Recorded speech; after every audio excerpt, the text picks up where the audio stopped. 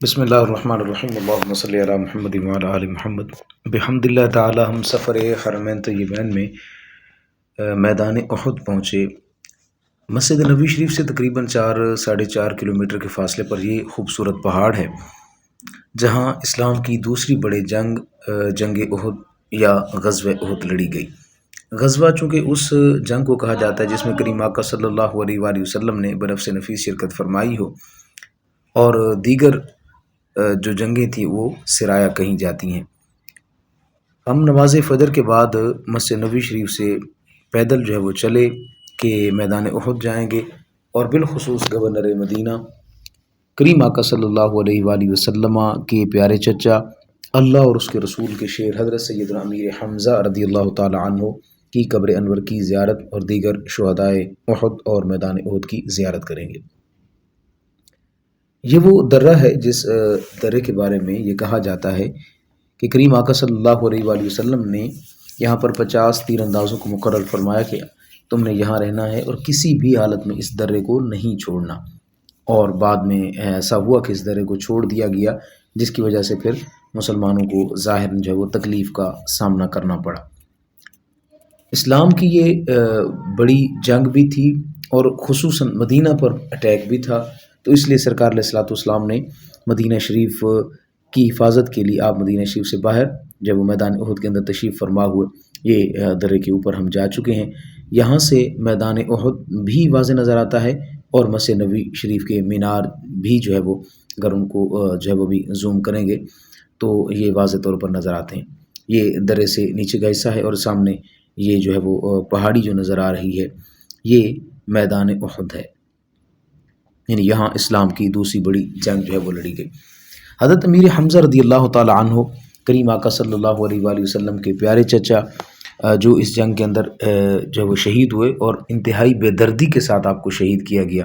آپ رضی اللہ تعالی عنہ کے جسم اقدس کے اعضاء بھی جو ہے وہ جدا کیے گئے۔ یہ سامنے جو باڑ لگی نظر آ رہی ہے یہ شہدائے احد کی مبارک قبور ہیں، اور انہی کے اندر امیر حمزہ رضی اللہ تعالی عنہ گور مدینہ حضور علیہ الصلوۃ والسلام کے پیارے چچا جو ہے وہ لیٹے ہیں۔ یہ اب اوپر تھے اور بعد میں ہم پھر نیچے آئے۔ اور اچھا، یہاں سے میرے خیال سے مسجد نبوی شریف کے مینار، جی بالکل یہ سامنے مینار نظر آ رہے ہیں، تو یعنی یہ بالکل وہ قریب کا علاقہ ہے 4.5 کلومیٹر کا، تو یہاں سے یہ بالکل مینار نظر آتے ہیں ایک سائڈ، اور دوسری سائڈ پھر میدان احد جو ہے وہ پڑتا ہے۔ کریم آقا صلی اللہ علیہ وآلہ وسلم کو اپنے چچا سے بہت زیادہ پیار تھا، اس لیے روایات کے اندر یہ بھی آتا ہے کہ سرکار علیہ الصلوۃ والسلام نے شہدائے احد کی جب نماز جنازہ پڑھی تو ہر ایک کی نماز جنازہ کے ساتھ حضرت امیر حمزہ رضی اللہ تعالی عنہ کی جو ہے وہ نماز جنازہ بار بار پڑھی، اور یوں حضرت امیر حمزہ رضی اللہ تعالی عنہ کو ایک منفرد مقام جو ہے وہ دیا گیا۔ اس جنگ کے حوالے سے اگر دیکھا جائے تو یہ ظاہراً تو مسلمانوں کو شکست ہوئی، لیکن حقیقت کے اندر اللہ رب العزت نے ایمان والوں کو فتح عطا فرمائی۔ 70 کے قریب صحابہ کرام رضوان اللہ تعالیٰ علیہم اجمعین نے جام شہادت نوش فرمایا۔ جنگ احد کے بارے میں یہ بھی ہے کہ سرکار علیہ الصلوۃ والسلام بھی اس جنگ کے اندر جو ہے وہ معمولی سے زخمی ہوئے، اور پہاڑی کے اوپر ایک جگہ جا کر سرکار علیہ الصلوۃ والسلام نے جو ہے وہ بیٹھ کر آرام فرمایا۔ بعض روایات کے اندر آتا ہے کہ حضرت طلحہ رضی اللہ تعالی عنہ کریم آقا صلی اللہ علیہ وآلہ وسلم کے قریب تھے، فرماتے ہیں اس دن مجھے 70 کے قریب زخم آئے،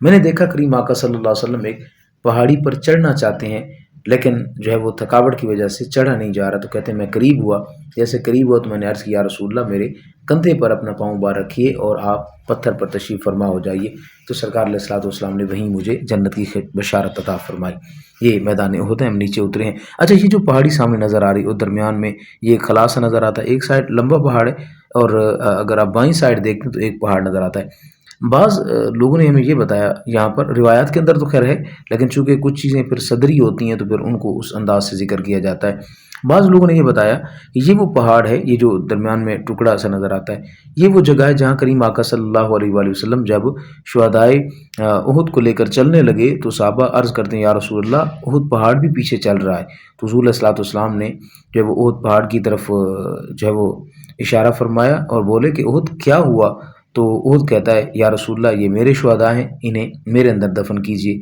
آج بھی شہدائے احد جو ہے وہ میدان احد میں احد کے دامن کے اندر مدفون ہیں۔